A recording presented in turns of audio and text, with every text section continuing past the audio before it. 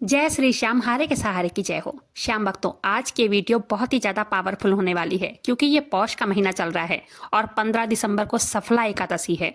और ये कोई साधारण एकादशी नहीं है, ये सफला एकादशी है। कहते हैं अगर आपको सफलता किसी भी कार्य में नहीं मिल पा रही है, आपको ये उपाय करने ही चाहिए क्योंकि ये एकादशी सफलता से जुड़ी हुई है। यह एकादशी उन सभी भक्तों के लिए बहुत खास होने वाली है जो तंगी को झेल रहे हैं। उनके घर में पैसे तो आ रहे हैं, लेकिन वो पैसे इधर से आते हैं और उधर से निकल जाते हैं। आज की इस वीडियो में मैं ऐसे कुछ उपाय शेयर करूंगी जो कि इतना ताकतवर, चमत्कारी, शक्तिशाली उपाय है जो कि व्यक्ति को लाखों करोड़ों दे सकता है।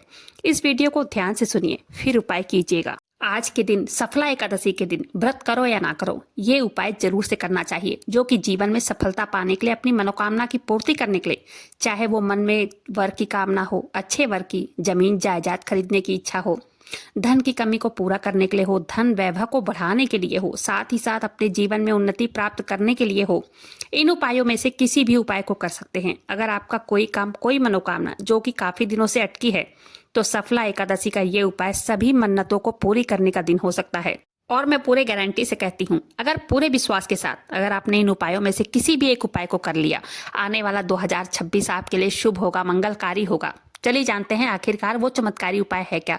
सारी जानकारी के लिए वीडियो पर अंत तक बने रहें। वीडियो पसंद आए वीडियो को लाइक कीजिएगा, अपने ही चैनल मैजिक उपाय को सब्सक्राइब जरूर से कीजिएगा।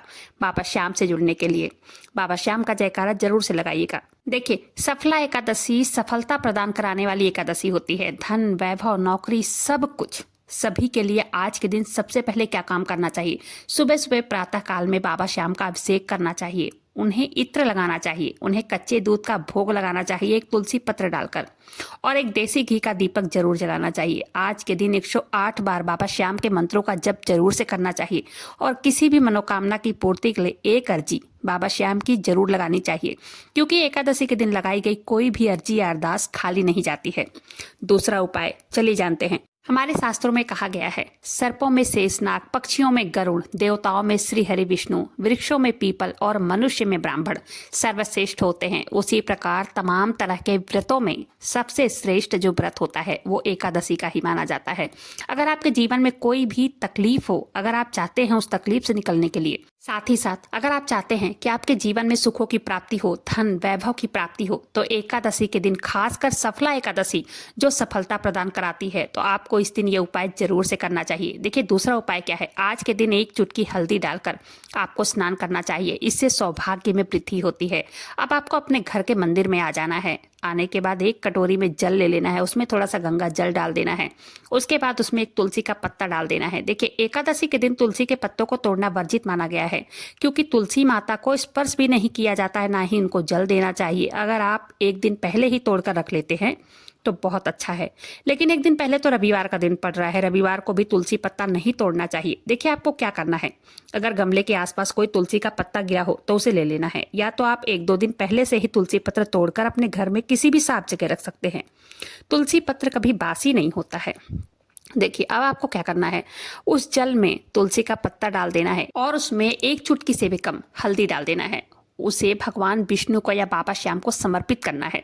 फिर आपको मंत्रों का जप करना है। मंत्रों का जप आप कोई भी कर सकते हैं। ओम नमो भगवते वासुदेवाय का कर सकते हैं, ओम श्री श्याम देवाय नमः का भी कर सकते हैं। 11 बार जप कीजिए। उसके बाद आप जो भी पूजा अर्चना करते हो अपने घर में वो कीजिए।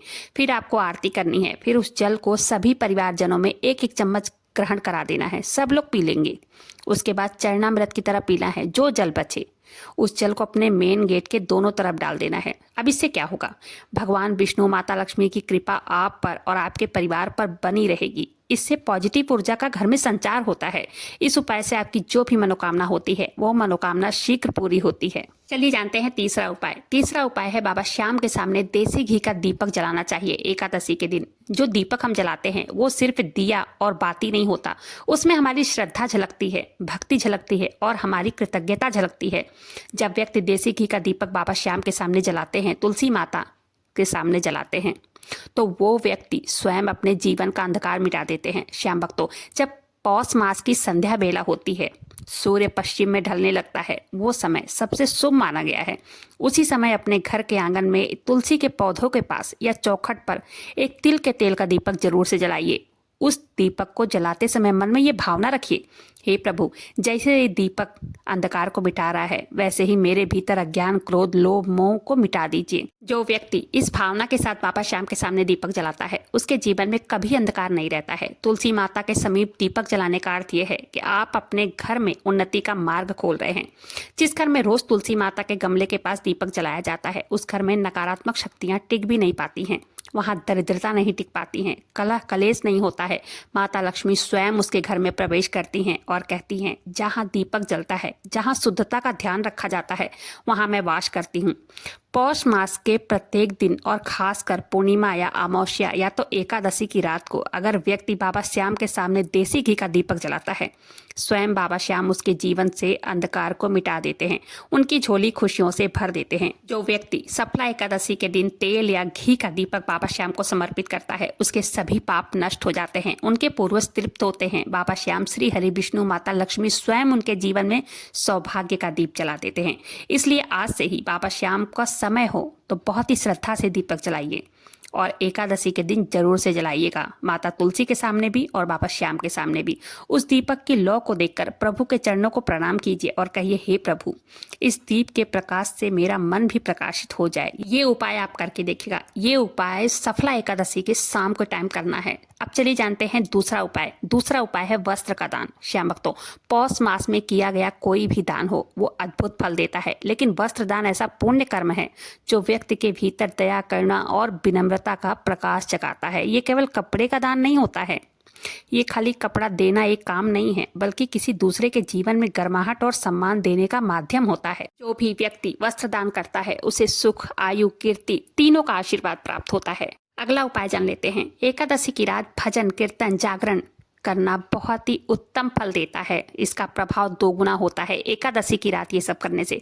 जब कीजिए, प्रेम से कीजिए, प्रभु के प्रति सच्चा समर्पण करके कीजिए। एकादशी की रात को तामसिक चीज़ों का प्रयोग बिल्कुल भी नहीं करना चाहिए। इस दिन मांस, शराब, प्याज, लहसुन, यहाँ तक कि इस दिन चावल भी नहीं बनाना चाहिए। एकादशी के दिन किसी का दिल नहीं दुखाना चाहिए, झूठा गाली गलौज नहीं देना चाहिए किसी को, ये सब कुछ नहीं करना चाहिए। एकादशी व्रत का असली अर्थ है अहंकार, क्रोध, लोभ का त्याग। देखिए, प्रभु के नाम का जप जरूर करें। इस दिन प्रभु के नाम का जप जरूर से करना चाहिए। चलिए जानते हैं अगला उपाय। देखिए, अपने मन और घर की सफाई। ये केवल झाड़ू पोछे का काम नहीं होता है। जिस घर में गंदगी रहती है ना, वहाँ लक्ष्मी माता कभी वास नहीं करती हैं। और जिस घर में व्यक्ति के मन में किसी के लिए द्वेष हो, जलन हो, नफरत की भावना रहती हो, वो कितनी भी पूजा पाठ कर ले, कितना भी उपाय कर ले, कोई सफल नहीं बन पाता है, कोई सफलता नहीं मिलती है, वो हमेशा दुखी ही रहता है। घर की सफाई का सीधा संबंध ऊर्जा से होता है। वो हर वस्तु, हर कोना अपने अंदर कुछ कंपन रखता है। जब हम सफाई करते हैं ना, हम सिर्फ धूल नहीं हटाते हैं, हम सिर्फ पोछा नहीं लगाते हैं, हम अपने जीवन के रास्ते पर रुकी हुई सकारात्मक शक्ति को फिर से प्रवाहित करते हैं। क्योंकि देखिए, स्वच्छता ही लक्ष्मी का द्वार है। जिस घर में शुद्धता होती है, वहाँ लक्ष्मी माता का निवास स्वतः ही हो जाता है। घर में धूल झाड़ने के साथ साथ अपने विचारों की सफाई भी आवश्यक है करना। अपने अंदर झांकिए कि क्या किसी से मनमुटाव है आपका, क्या मन में किसी के प्रति द्वेष है, नफरत है, तो आज के दिन से ही उसे समाप्त करके किसी से माफी मांग लीजिए या किसी को क्षमा कर दीजिए अपनी तरफ से। यही है मानसिक स्वच्छता। सफला एकादशी के दिन एक उपाय और कीजिए। शाम के टाइम प्रदोष काल में अपने मेन डोर पर, चौखट पर दीपक जलाइए दोनों तरफ। दीपक के चारों तरफ थोड़ा सा चावल छिड़क दीजिए, थोड़ा सा उसके ऊपर हल्दी डाल दीजिए, एक चुटकी, और हाथ जोड़कर प्रार्थना करें, हे विष्णु प्रियाय, मेरे घर में अभाव, कलह और आलस्य को दूर करो। यह केवल प्रेम, सत्य, कर्म, शांति बसाओ यहाँ पर। मेरे घर में पधारो माता, आपका स्वागत है। जब आप ऐसा करेंगे ना, आपके घर की ऊर्जा बदल जाएगी। ऐसा लगेगा जैसे कोई अदृश्य शक्ति आपके सर से सारा बोझ हटा रही है। आपको अपने आप ही हल्का और शांति सा महसूस होगा। तो ये उपाय आपको एकादशी के दिन करना है, सफला एकादशी के दिन करना है। उम्मीद करती हूँ जानकारी पसंद आई होगी। जानकारी पसंद आई हो प्लीज़ वीडियो को लाइक कीजिएगा। अपने ही चैनल मैजिक उपाय को सब्सक्राइब जरूर से कीजिएगा और ऐसी ही जानकारी के लिए बाबा श्याम नाम का जयकारा दिल से लगाइएगा। मिलते हैं फिर ऐसी किसी वीडियो के साथ। तब तक के लिए जय श्री श्याम, हरे के सहारे की जय हो।